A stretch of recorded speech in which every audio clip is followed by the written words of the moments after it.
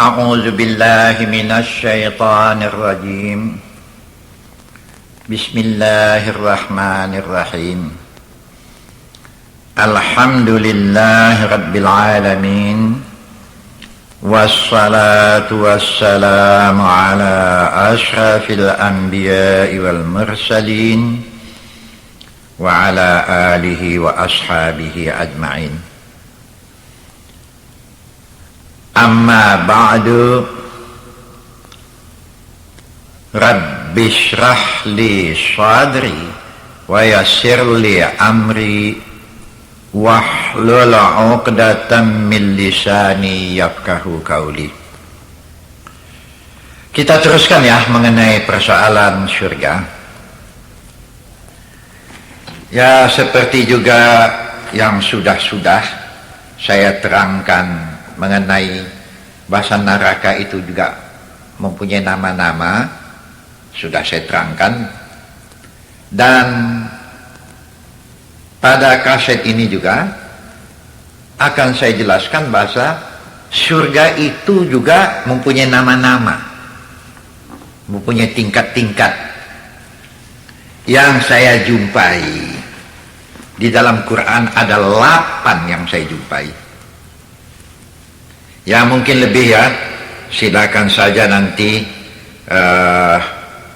tuan-tuan dan ibu-ibu mentelaahnya lebih lanjut. Tapi yang saya jumpai ada 8 di situ. Boleh saya tunjukkan nanti di ayat-ayat mana. Di antaranya ada disebut dengan Darul Jalal atau Darul Jannan. Dikomentar oleh pentafsir.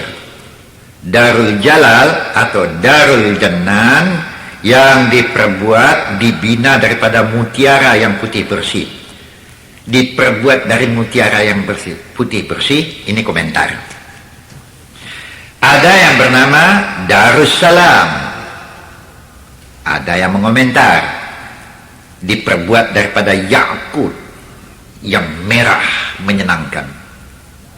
Yang ketiga, ada yang disebut dengan surga Jannatul Ma'wa. Dikomentar oleh tukang tafsir, diperbuat dan dibina daripada zabarjad yang hijau.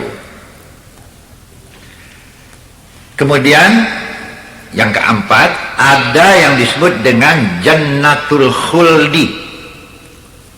Dikomentar oleh ahli tafsir, itu diperbuat daripada marjan yang kuning menyejukkan. Yang kelima, ada yang disebut dengan Jannatun Na'im.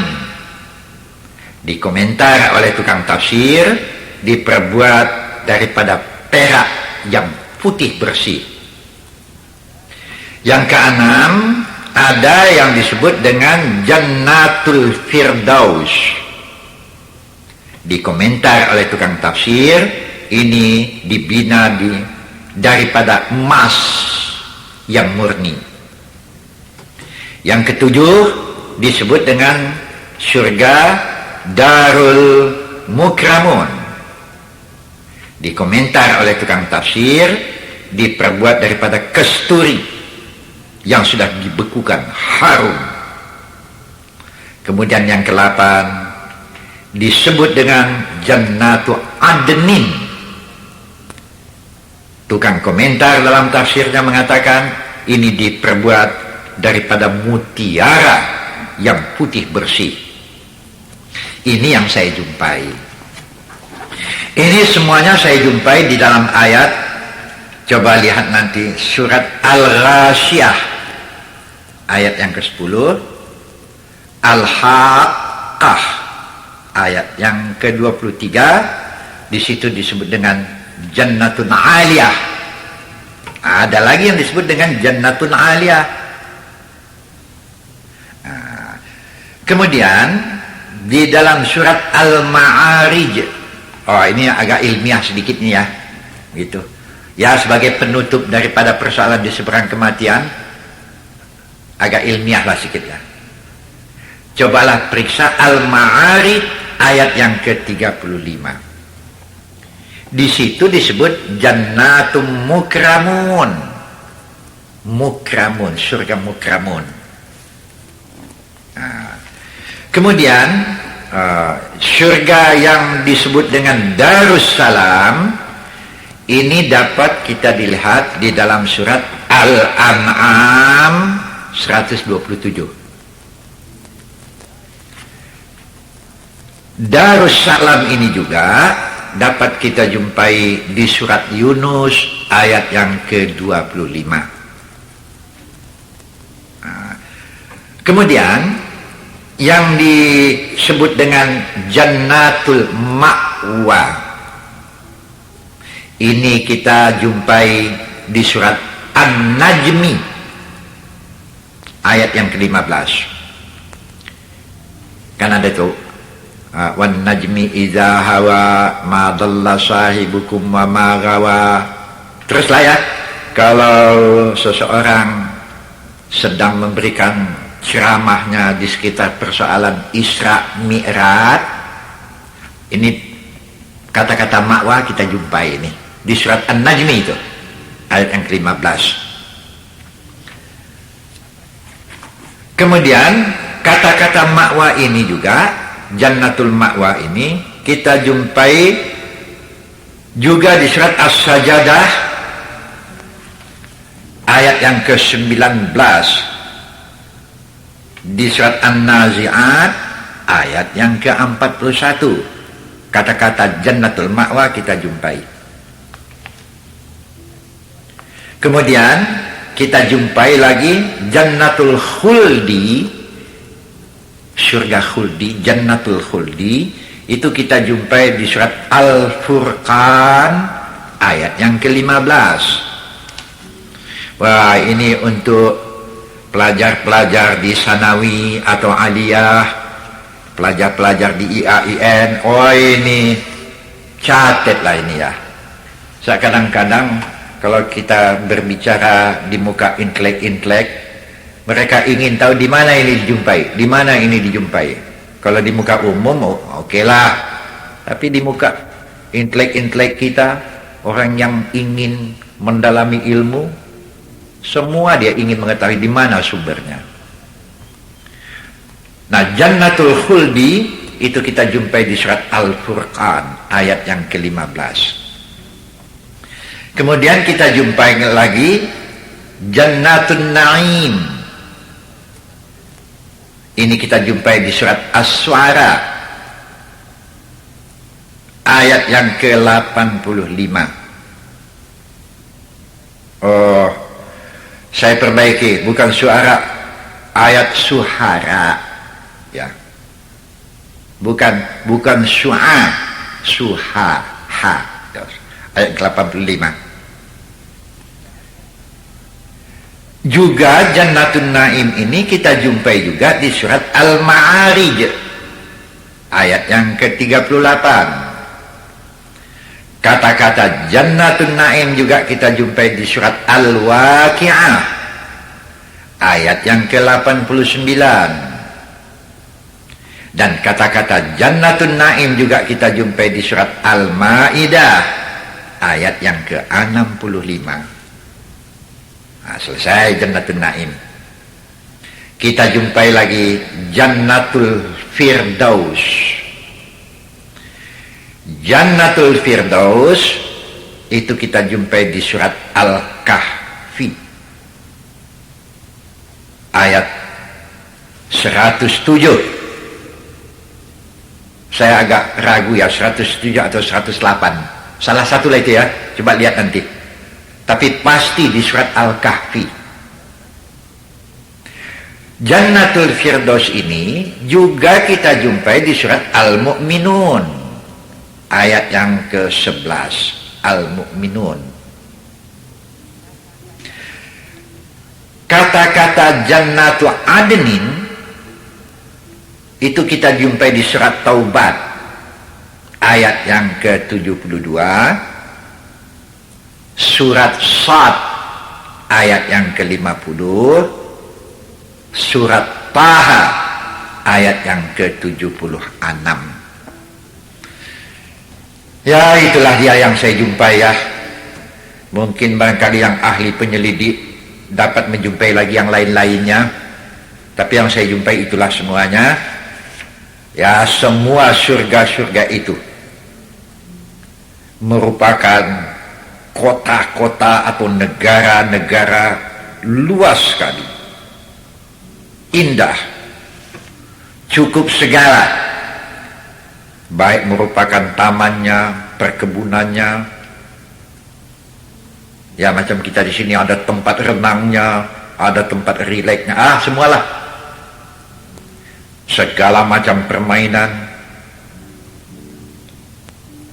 Kalau saya memakai bahasa lain, apa yang mau dikehendaki, apa yang diingini, semua dapat. Yang sudah pernah juga saya sebut-sebutkan, tapi bunyi ayatnya tidak usahlah saya katakan ya, tapi ini dapat dijumpai di beberapa ayat-ayat yang saya sebut. Di antaranya di surat Fussilat ayat ke-31, lihatlah di sana. Di situ dikatakan, walakum fiha ma tashtahi anfusukum walakum fiha ma tad'un. Itu dapat dilihat di surat Fussilat ayat yang ke-31. Ya. Apa yang menjadi keinginan dari seseorang, minta saja dapat. Dan dimaksud dengan ma tashtahi anfusukum walakum fiha ma tad'un. Di surat Zumar ayat yang ke-34, di situ jelas dikatakan lagi, lahum ma yasha'una 'inda rabbihim zalika jazaa'ul muhsinin. Ma yasha'un, apa yang menjadi selera, kehendak, semua dapat. Di surat An-Nahl ayat yang ke-31 juga dikatakan, lahum fiha ma yasha'un. Ma yasha'un, apa dia mau. Di surat Quran juga kita jumpai kata-kata macam itu, lahum fiha ma yasha'un khalidin kana ala rabbika wa'adam mas'ula. Ma yasha'un, apa mau dapat. Ya, itu diantaranya ayat-ayat yang saya tunjukkan bahwa tidak ada kehendak daripada orang surga yang tidak dikabulkan oleh Allah. Dan nama-nama itu pada ayat-ayat tersebut sudah saya katakan. Itulah diantaranya. Kemudian perlu lagi saya sampaikan di sini, tapi ini hanya sebagian pendapat, memang sumbernya juga dari ayat Quran. Tadi sudah saya bayangkan dengan azwajun mutahharah, itu harus diartikan dengan jodoh-jodoh yang suci, yang cantik, tidak ada cacat. Jadi tidak bisa kita khayalkan sekarang ya, bagaimana sebetulnya kegembiraan yang akan diperoleh oleh orang yang dimasukkan ke dalam surga. Rasa cemburu sudah nggak ada lagi. Ini yang menyebab iri hati, berantem laki bini, kan rasa cemburu ini yang menyebabkannya ini. Ditengok istri orang cantik, kebetulan awak dapat yang buruk, rasa cemburu datang, itu tidak ada lagi. Iri hati, dengki, sama sekali tidak akan bersua di surga. Memang tak diperlukan lagi, sebab apa yang diperoleh oleh orang lain dia bisa dapat.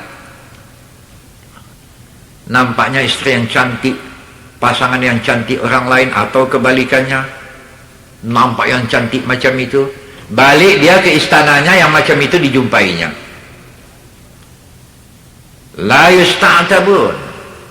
Mereka tidak diminta lagi untuk sembahyang, untuk puasa, enggak. Nah inilah, saya teringat dengan apa yang diucapkan oleh Anas bin Malik. Anas bin Malik ini adalah salah seorang daripada sahabat Nabi yang paling dekat. Apa katanya? Bahwa Nabi Muhammad pernah saya dengar mengatakan bahwasanya di surga itu ada pekan-pekan, apalagi bahasanya pakai pajak-pajak ya, macam kita di sini macam pajak sentral. Oh, itu yang di Kampung Keling sana itu pajak apa lagi itu, yang macam itu di surga juga ada,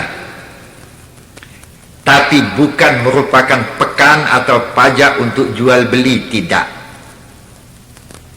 Hanya tempat bermain-main, tempat berkumpul-kumpul, tempat bercerita-cerita, tempat melihat barangkali ada yang tak ada di rumahnya.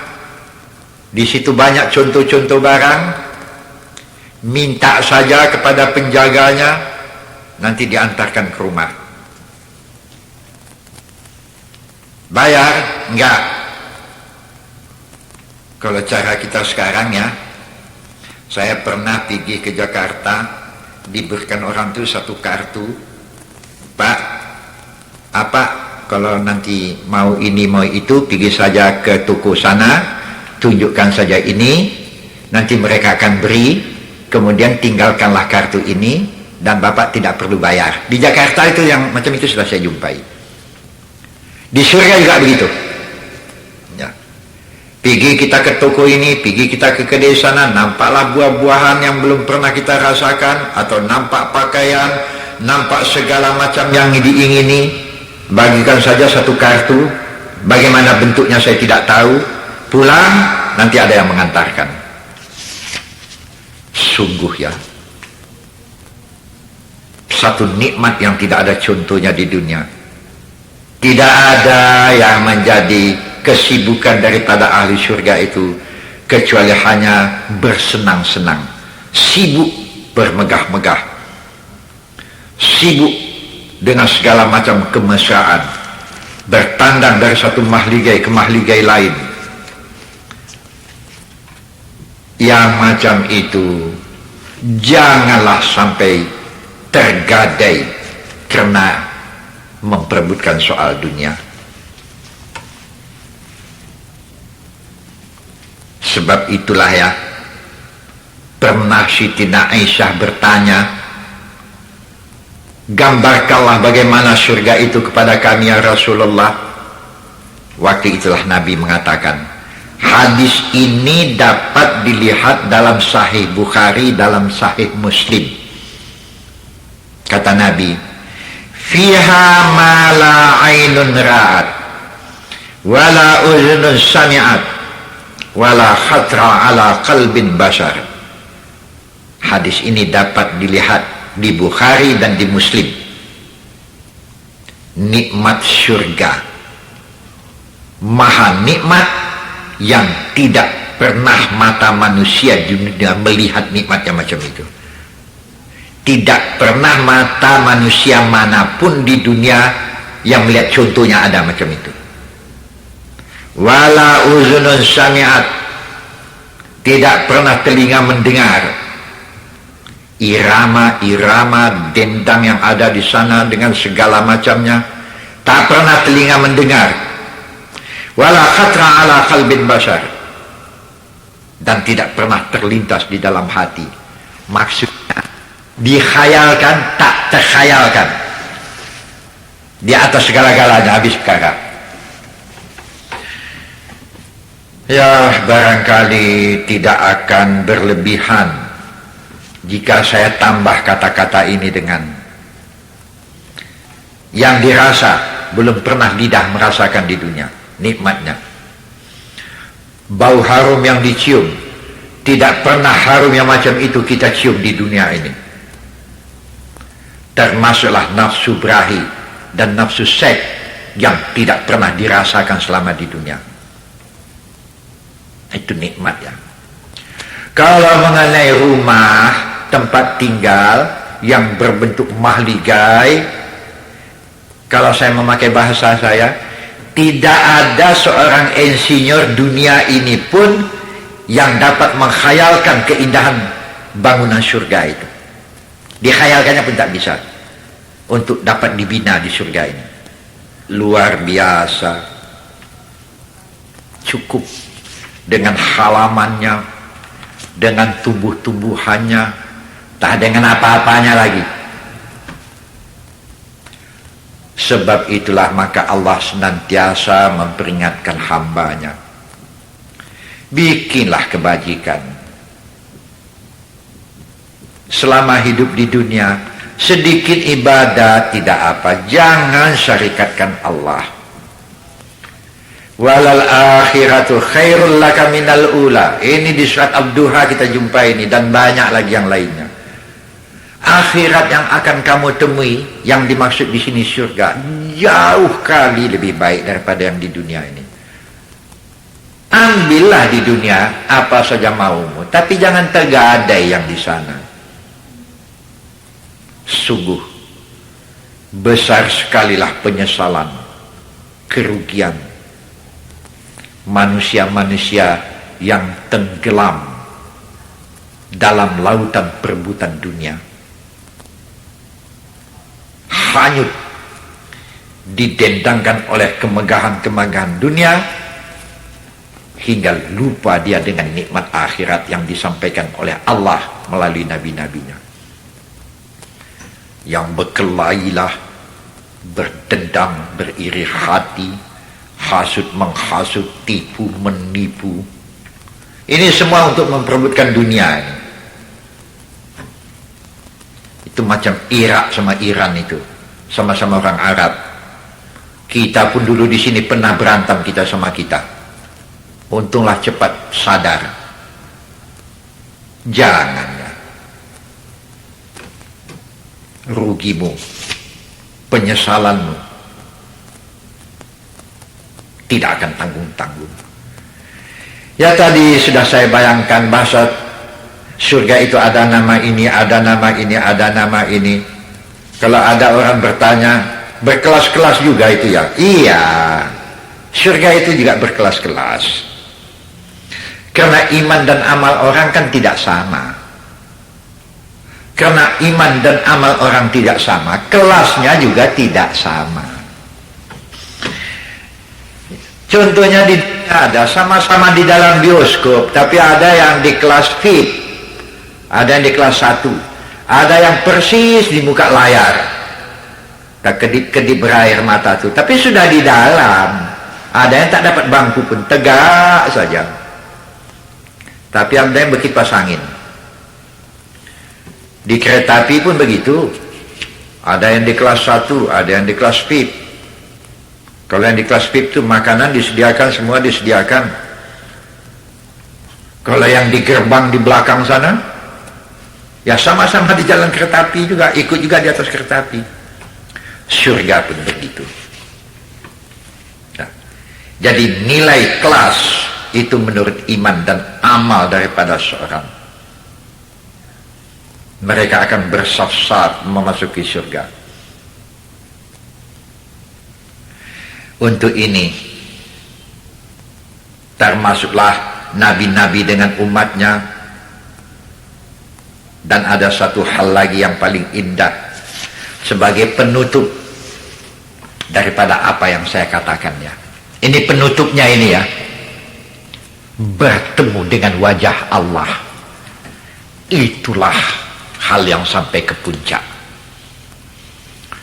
Pernah sahabat Nabi mengatakan, apa kata beliau? Ya Rasulullah, kalau saya mengatakan ini, jangan diserupakan kami dengan umat Nabi Musa. Apa itu? Kalau umat Nabi Musa mengatakan, apakah kami dapat melihat wajah Tuhan kau?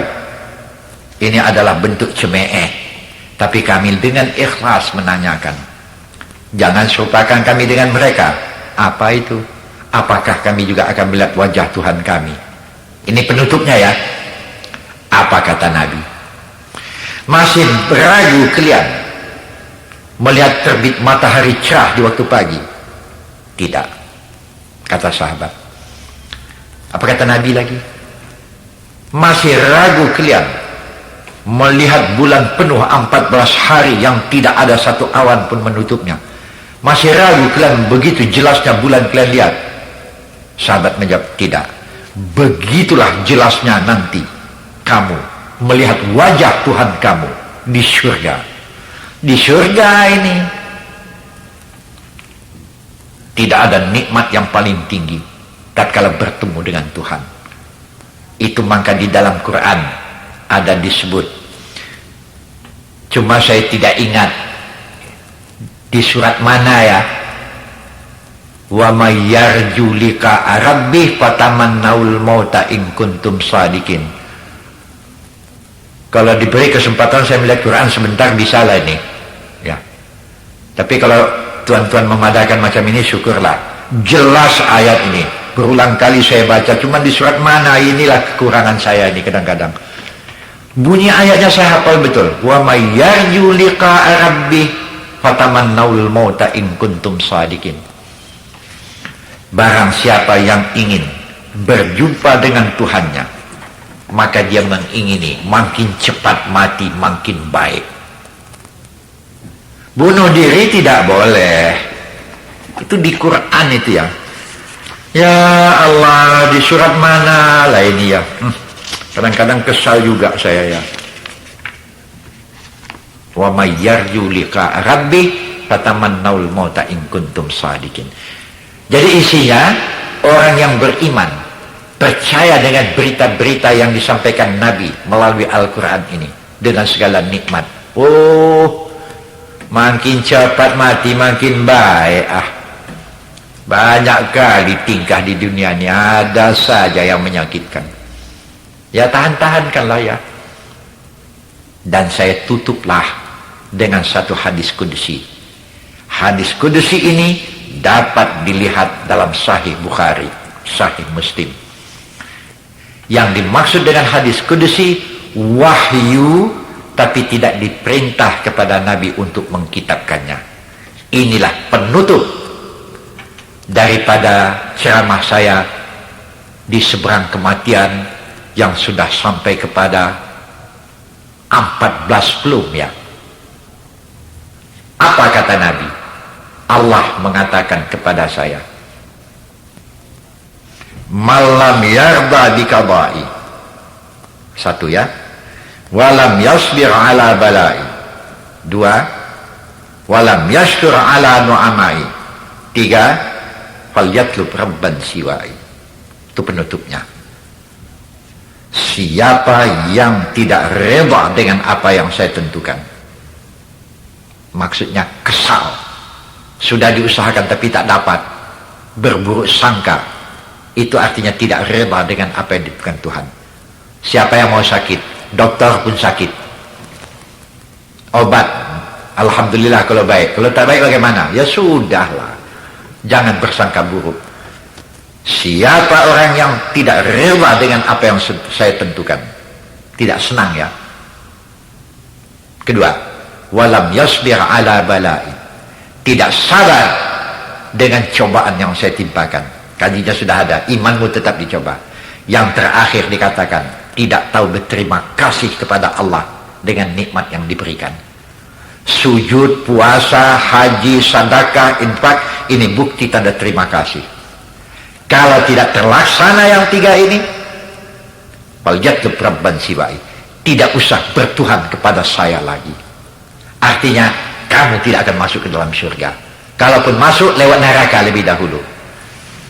Mudah-mudahan saja sebagai penutup daripada seluruh penjelasan saya mengenai di seberang kematian ini, dengan satu seruan, mari kita kembali menyerah diri kepada Allah, dan iman kita buktikan dengan amal saleh, dan hindarkan daripada segala pekerjaan dosa. Tuhan, jadikanlah kami menjadi hamba Engkau yang menjadi ahli surga, yang tidak melewati neraka, langsung mendapat keampunan. Dan ampunkan dosa dua ibu bapa kami. Allahumma amin.